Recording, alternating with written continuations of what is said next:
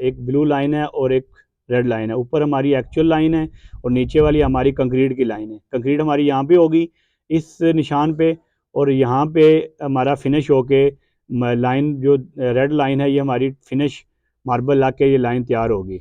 इस तरह आपने मार्जिन देना है, 2 इंच टॉप से मार्जिन देना है और 2 इंच आगे।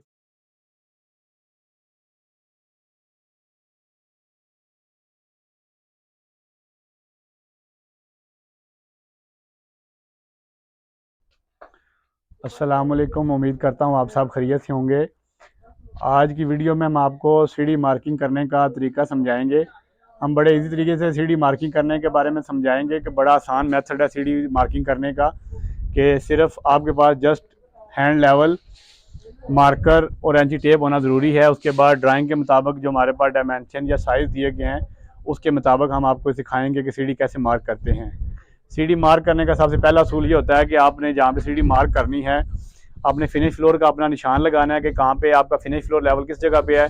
उसके बाद आपको पता होना चाहिए कि आपका राइज़र और ट्रेड कितना है। अगर ड्राइंग पे आपको ये राइज़र और ट्रेड का निशान दिया गया है, राइज़र और ट्रेड के बारे में बताया गया है कि राइज़र और ट्रेड हमारा कितना आ रहा है, तो उसके हवाले से हम उसके मुताबिक फिर हम निशानदेही करते हैं। अगर राइज़र और ट्रेड ड्राइंग पे नहीं दिया गया तो हमें छत की जो क्लियरेंस हाइट होगी हमारी, जैसे कि हम करते हैं कि 10 फुट की हाइट है या 11 फुट की हाइट है, 10.5 फुट की हाइट है, तो उसको हम अपने राइज़र के मुताबिक डिवाइड करेंगे उसकी अपनी क्लियरेंस हाइट के मुताबिक।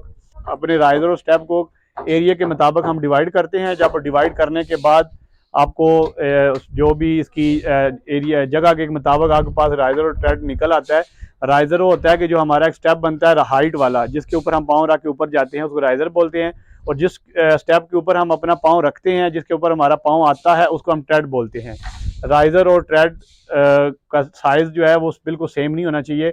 कोशिश करें कि मैक्सिमम राइज़र जो है ना 7.5 इंच से ज़्यादा ना हो, और मिनिमम आप जगह के हिसाब से और एरिया के मुताबिक कम अज़ कम आपके पास 6 इंच से कम स्टार्ट करें, और 6 के बाद 7.5 इससे ज़्यादा ना राइज़र का कोशिश करें हो, क्योंकि अगर आप हाइट बढ़ा देंगे राइज़र की और या ट्रेड की चौड़ाई कम करेंगे तो आप जब पाँव रखेंगे तो आपका पाँव पूरा नहीं होगा। ट्रेड की जो चौड़ाई है वो कम अज़ कम आपको चाहिए कि वो 9 से 10 इंच लाजमी हो कि आपका पाँव पूरा उसके ऊपर आ सके, और राइज़र जो है वो भी आपका मिनिमम हो और 7.5 से ज़्यादा ना हो। अगर ज़्यादा रखेंगे तो एक टाइम के बाद एक यंग बंदा तो ऊपर चढ़ सकता है, और बाकी अगर दूसरा एक बूढ़ा बंदा या बुजुर्ग लोग उस पे ऊपर स्टेयर पे जाएंगे तो उनके लिए काफ़ी मुश्किलात पैदा होंगी। अभी हम आपको साइड पे स्टेयर मार्किंग और इसके बारे में बताते हैं। जी, आपने सीढ़ी मार्क करना स्टार्ट कर दी है। सबसे पहले हम जो ये रेड लाइन के आप निशान देख रहे हैं, हमने अपना नीचे से फिनिश फ्लोर लेवल निकाला है। हमने 4.5 इंच फिनिश फ्लोर मार्जिन रखा है, क्योंकि हमारे कुछ पाइप गुजर रहे हैं स्लैब के टॉप से। तो टाइल मार्बल लगाने के बाद 4.5 इंच हमारा फिनिश फ्लोर मार्बल है। उसके बाद हमारा 7.5 इंच हाइट है। 7.5 के मुताबिक फिर हमने 1.5 इंच यहाँ पे कवर हो रहा था, हमने इसको मज़ीद नीचे 2 इंच नीचे कर लिया, और यहाँ से हमारी सीढ़ी स्टार्ट हो रही थी। हमारा मार्बल ला के इस जगह पे आना है, और हमने 1 इंच 2 इंच हमने पीछे रखा है, इसको 2 इंच पीछे रखा है, इसलिए कि जब मार्बल लगेगा तो आपकी जो बिल्कुल इसके प्लेन हमारा स्टेप आ जाएगा। अभी अब आपने मार्किंग स्टार्ट कर दी है। सीढ़ी मार्क करते हुए आपके पास एंची टेप पे निशान होना चाहिए कि आपका ट्रेड कितना है। अभी हम जो मार्किंग कर रहे हैं, हमारा राइज़र 7.5 इंच है और ट्रेड हमारा 10.5 इंच है। ये हमारा ट्रेड हमने मार्क कर लिया। अभी 7.5 इंच हमारा राइज़र हो गया। ये वाटर लेवल से एग्जैक्ट निशान लगा लेते हैं, तो इसके बाद हमारी मार्किंग स्टार्ट होती है।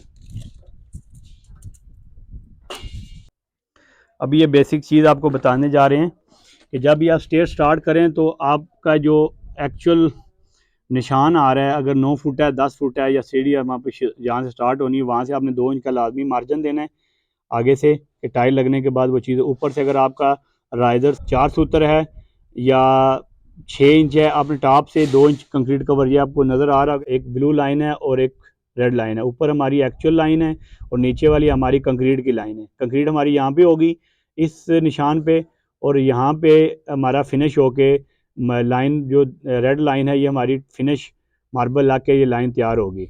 इस तरह आपने मार्जिन देना है, 2 इंच टॉप से मार्जिन देना है और 2 इंच आगे फ्रंट से मार्जिन देना है, कि जैसे ही आपका मार्बल लगे, मार्बल लगने के बाद 2 इंच आगे चला जाएगा मार्बल और 2 इंच ऊपर आ जाएगा, तो आपका एग्जैक्ट एक्चुअल निशान नज़र आ जाएगा।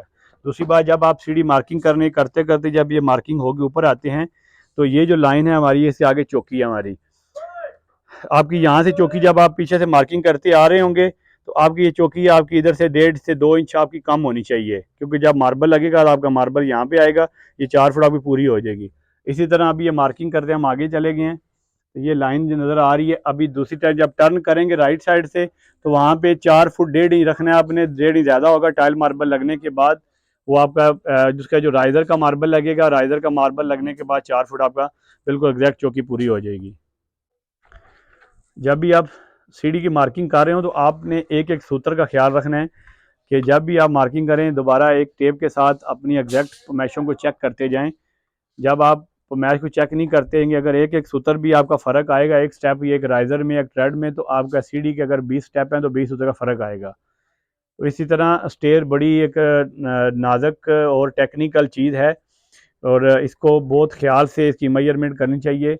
और हमेशा हर बंदा स्टेयर पे आके टेंशन पड़ जाती है हर बंदे को कि सीढ़ी की मार्किंग करना इतना आसान काम नहीं। हर बंदा या हर सिविल इंजीनियर या हर सुपरवाइज़र स्टेयर की मार्किंग प्रॉपर नहीं कर सकता। स्टेयर की मार्किंग एक मुश्किल मरला है। जब एक सुपरवाइज़र या साइट इंजीनियर स्टेयर की मार्किंग कर लेता है, समझ लें कि वो एक इंजीनियर बन चुका है। जब तक उसको स्टेयर की मार्किंग नहीं करनी आती तब तक वो इंजीनियर नहीं बन सकता, क्योंकि अगर किसी घर की कहते हैं कि घर का डिज़ाइन चेक करना हो तो उसकी सीढ़ियाँ देख लें, अगर किसी घर की सफाई चेक करनी है उसके घर का किचन और वाशरूम चेक कर लें। सेम इसी तरह ही होता है कि आपको चाहिए कि स्टेयर की मार्किंग बड़े प्रॉपर तरीके से डिवीजन करके और इसको एक एक चीज़ को देख भाल के करना चाहिए कि कहीं आपकी थोड़ी सी मिस्टेक जो है वो बाद में बहुत ज़्यादा परेशानी का बायस बन सकती है। स्टेयर की मार्किंग जब भी करें आप कोशिश करें कि लेड पेंसिल, जिसको कच्ची पेंसिल कहते हैं, उसके साथ मार्किंग करें या एक मार्कर लें नोक बारीक नोक वाला। उससे ये होगा कि आपकी जो लाइन होगी वो इतनी थिकनेस वाली नहीं होगी जिसमें आपका डिफरेंस का चांस कम होता है। चाक से कभी भी स्टेयर की मार्किंग ना करें, क्योंकि चाक की जब स्टेयर मार्किंग करते हैं तो चाक में कम अज़ कम भी चाक की जो थिकनेस है वो 3 से 4 सूत्र होती है। तो अगर उसमें आप मार्किंग करते जाएंगे तो उसमें गलती के चांस बहुत ज़्यादा होते हैं। कभी भी स्टेयर की मार्किंग चाक के साथ ना करें आप। स्टेयर की मुख्तलिफ अकसाम होती हैं।